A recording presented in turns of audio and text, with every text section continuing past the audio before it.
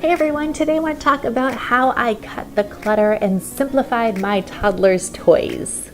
Today I'm going to give an overview of what I did to help simplify my toddler's toys. If you want to see the full detailed thing, I have my blog with a free PDF you can get to that is linked. Go ahead and check that out. Simplifying your kids' toys is not for everyone, but if you're like me and you're overwhelmed and there's stuff everywhere and food everywhere and clutter everywhere and you're just losing your mind, it might be something to consider. I've been slowly downsizing our house for like 2 years now, but you know, I have a business at home, I have work, I have stuff going on, and for me, when I look over here and there's just like stuff everywhere and a toddler strewing little toys everywhere in the house, it drives me nuts and it stresses me out, and I hate that things are always a mess. So I decided to take some action and to put a stop to the craziness.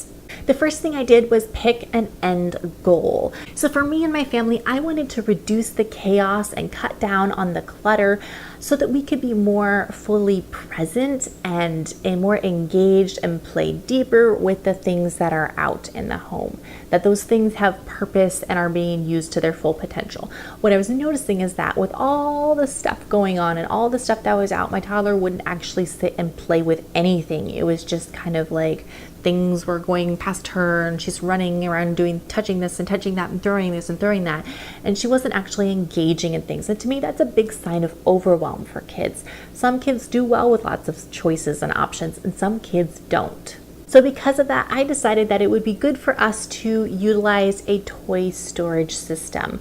I chose to do the closet and the rotation method. Not everybody wants to do that. That's totally fine. The other option is if you want to completely cut the clutter and simplify to only a specific amount of things that are out all the time. That's a totally valid option too. Whichever works for your family is what you should do. As you can see from the pictures, we didn't actually have a ton of stuff to begin with, but it was just all over the place, and I decided that I had had enough.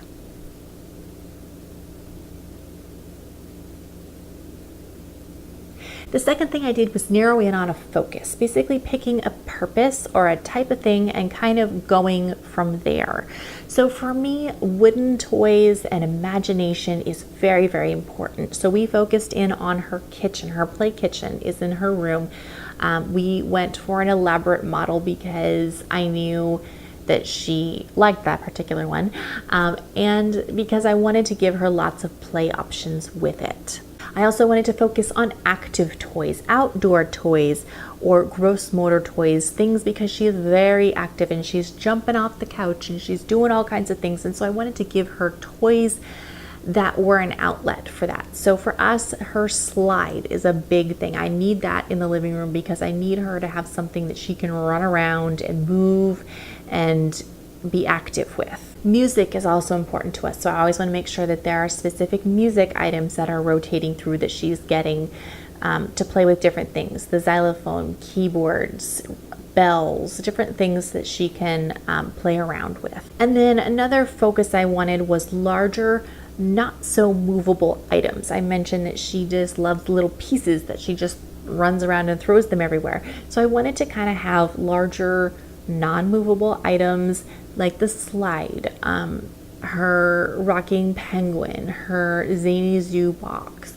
her kitchen, things that she couldn't necessarily just throw around the house and make clutter, but that were nice to look at and very engaging for her to play with. The third thing to do is to weed out any broken, unused, outgrown toys. And I have pretty much already done this in the past, but with toddlers, they're always breaking things, so you kind of have to continually do this. But I did go through her drawers and her boxes and just kind of pulled out anything that I was like, she doesn't really need that. She doesn't really play with that anymore. These things can be put away, sold, gotten rid of, thrown out, whatever needs to happen to them. And then the fourth piece is to create that space for storage or rotation if that's what you want to do. So for us, I decided that I was going to clean out our hall closet, and I was going to put a 9 cube in there that we used to have in our living room. I cleaned it out, I moved it in there so that I could store her toys in there and rotate them.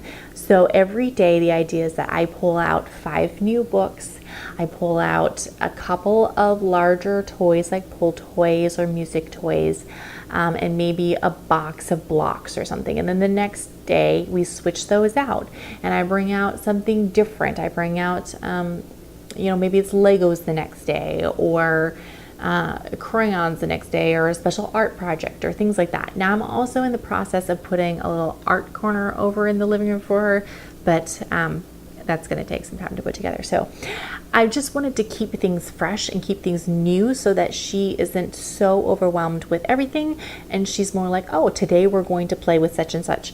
And if she wants something else, she can ask for it and we'll switch things out. But learning to put things away and switch them out instead of just having everything everywhere.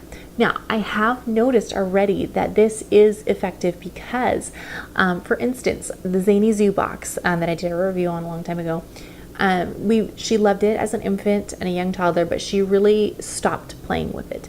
And the reason she stopped playing with it was that there were so many things around it. She couldn't even get to it.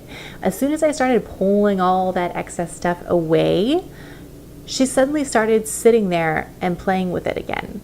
And so that's kind of the whole purpose. And I know, I'm like, yes, she is very active. She's very overwhelmed and overstimulated by too much stuff. And so I know that this is the right choice for her.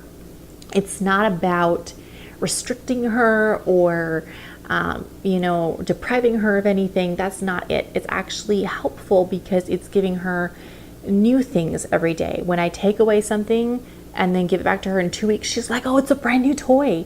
And that can happen every day with this rotation method, which I think is really awesome and is really cool. So she actually feels like she's getting new and different things every day, and I can sit down and we can actually like play blocks instead of blocks and fish and toys and balls, and it just gets crazy.